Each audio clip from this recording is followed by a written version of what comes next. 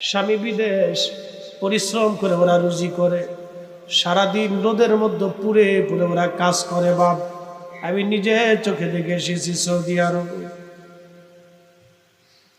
Cleaner গুলি প্রচন্ড লু হাওয়া, গরমের ভিতরে মুখ সুখ বেঁধে বেঁধে ওরা রাস্তা পরিষ্কার করে। জোহরের নামাজ পড়তে রওনা করলাম মদিনাতে।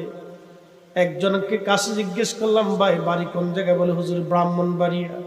আমি বললাম, বন্ধু এই যে রোদের মধ্যে পুড়ে পুড়ে সারাদিন আমি দেখলাম আমরা হোটেল এসির মধ্যে থাকি, আর আপনি সারাদিনই রোদের মধ্যে পুড়ে পুড়ে কাজ করেন, কষ্ট হয় না? হুজুর কষ্ট হলেই বা কি করার আছে, আমি কি বাড়ি কি মা জানে? বলে হুজুর মাকে কি আর বলা যায়? বললে মা কষ্ট পাবে।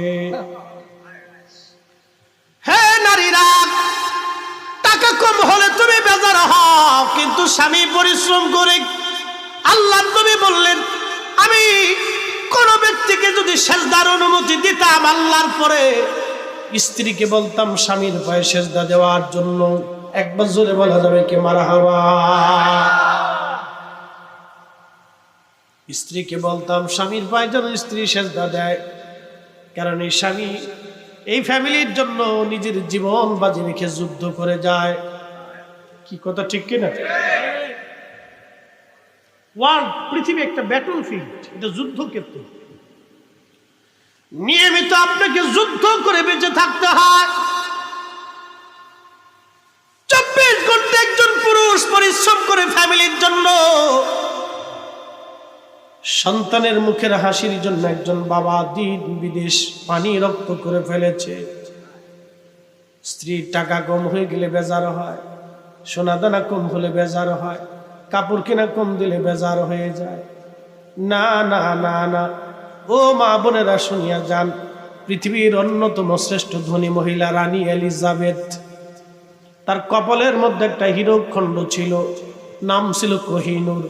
৩,৫০০ কোটি মার্কিন ডলার তার দাম। বাংলাদেশের টাকা ভাঙ্গাইয়া ১,০০০ টাকার নোট দিয়ে বস্তা বাইন্ধে যদি আপনাদের মাথায় দিয়ে দেওয়া হয়, নিয়ে সারতে পারবেন না, এত টাকা দাম। ৭০ বছর একজন নারীর কপালের মধ্যে হীরকখণ্ড শোভা পাইল। সে যখন মারা গেছে, বোন শুনিয়া যাও, কবর তারে খাতির করে নাই।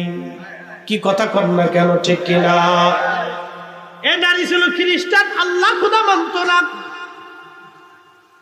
কবর তারে খাতির করে নাই। আজরাইল তাকে ছেড়ে যায় নাই, ১ মিনিট তার দেরি হয় নাই।